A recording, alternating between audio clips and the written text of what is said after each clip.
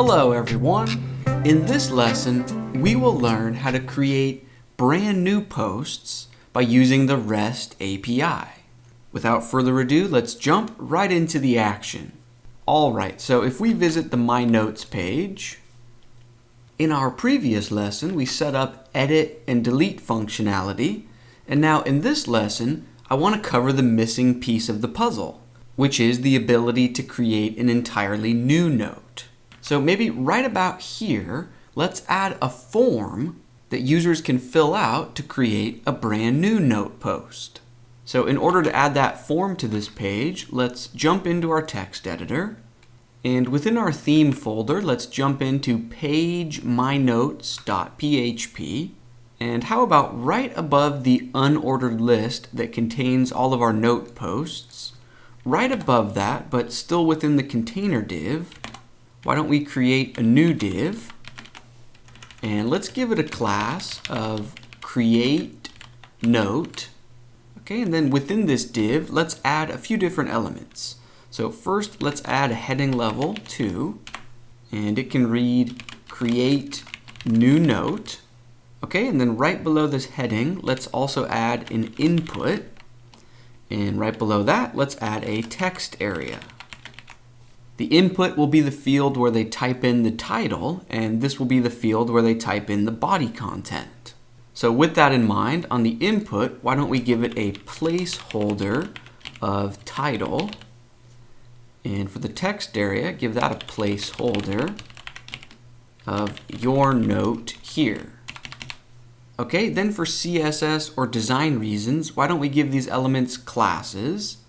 So on the heading, I will give it a class of headline and headline -- medium.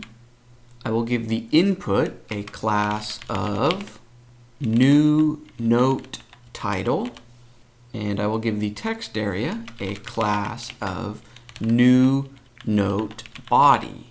Okay, and finally, before we save this, why don't we add a submit button? So right below the text area element, I will create a span, and it will read create note, and for styling reasons, let's give that a class of submit note.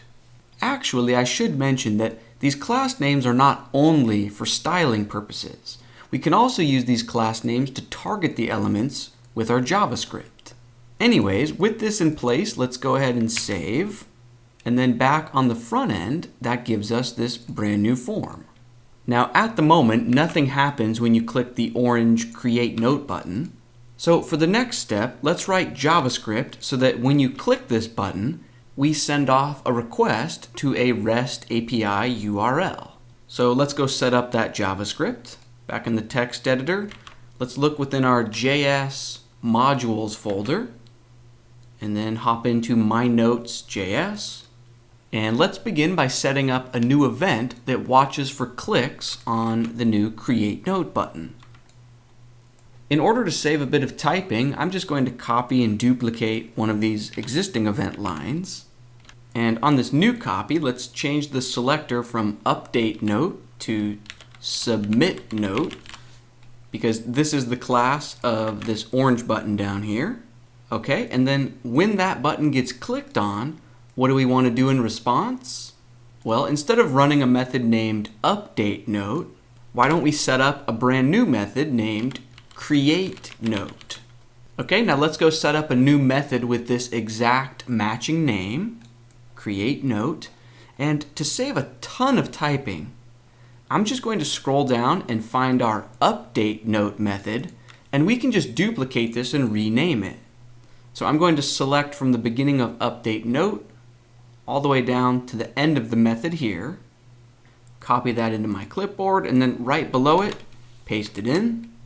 Okay, on this new copy, let's change the name from updateNote to createNote. All right, we no longer need this variable because in this case, we don't need a reference to the parent list item of the element that got clicked on. Right? That element in this variable was necessary when we were dealing with multiple posts and multiple copies of the same edit and delete button. But now that we're just dealing with this one single create form, We don't need this variable anymore, so let's delete that line. We can keep this because we still need to construct an object that contains the title and body contents, but we do need to update these two values here. So instead, let's say title equals, and then it should just be the value of whatever they've typed into this field. So let's delete this note.find, and instead we can just use jQuery to select an element that has a class of new note title, and then tack on .val to get the value. And then let's do the same thing for content. The content property should equal whatever someone has typed into this field. So let's delete this and instead use jQuery to select the element that has a class of new note body, and then use .val to get the actual value. Okay, and the name of this variable does not matter, but just so our code makes sense to us, instead of our updated post, why don't we name it our new post? And if we're going to change the name of this variable here, then down in our AJAX request, when we say data equals, we want to be sure to update the reference to it here.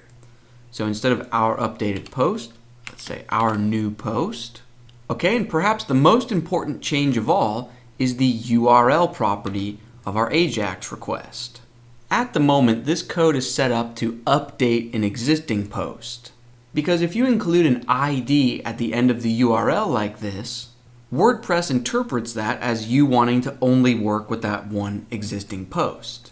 So in this case, let's delete this code that would grab the ID, and let's delete the plus symbol as well.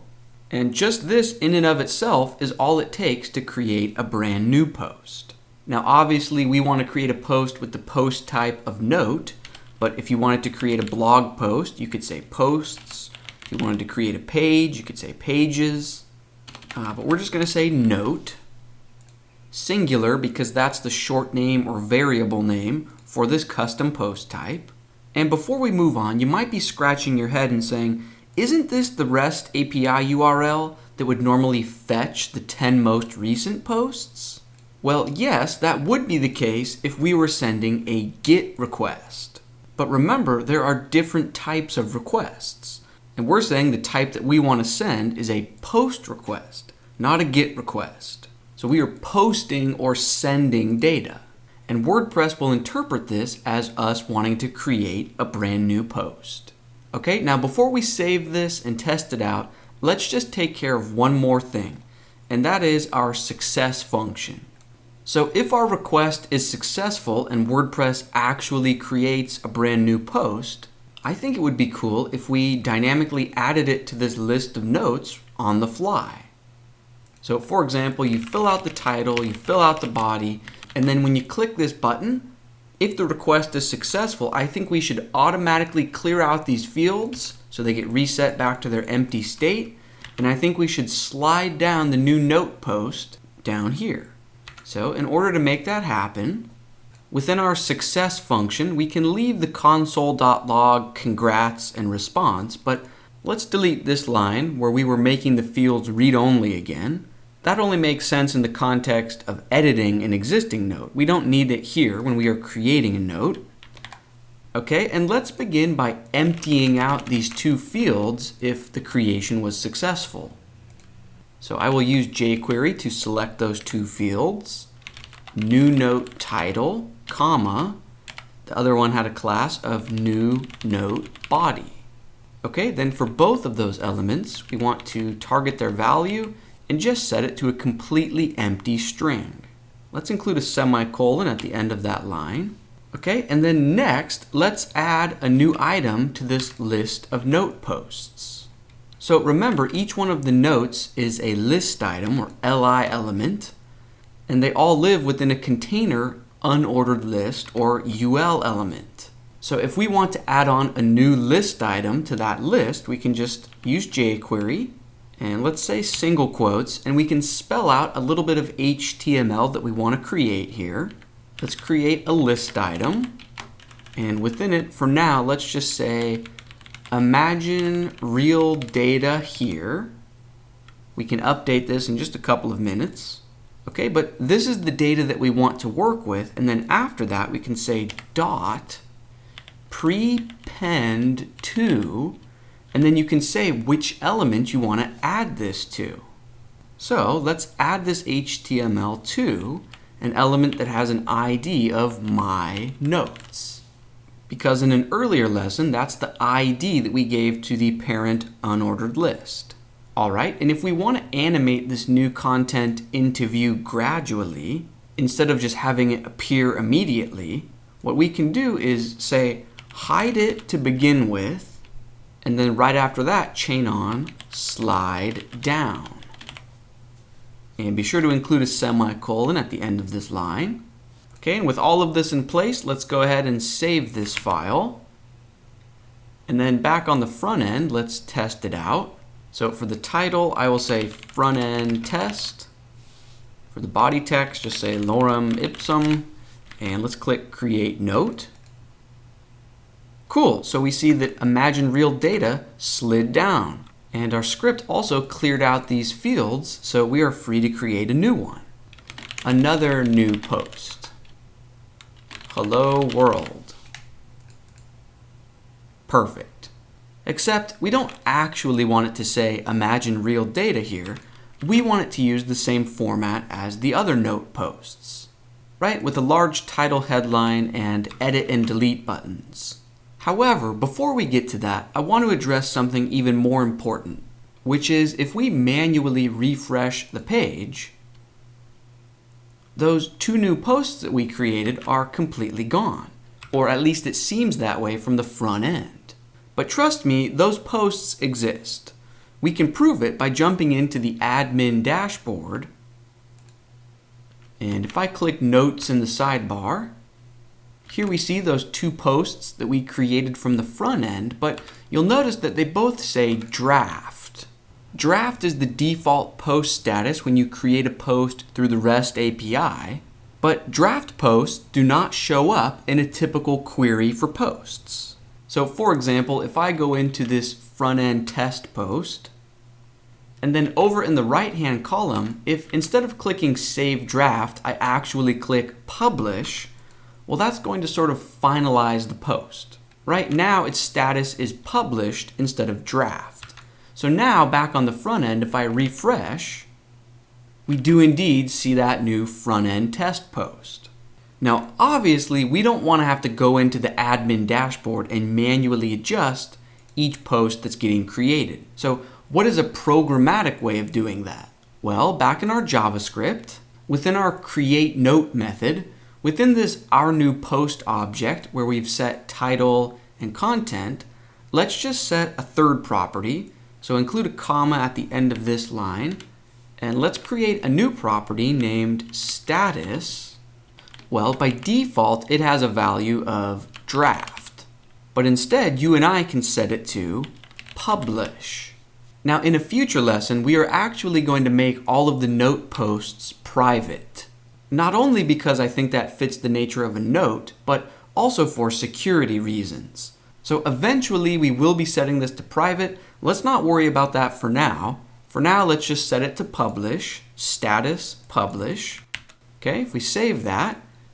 Now, if we take our front end for another test drive and say testing once again, this is a super amazing note, and click create.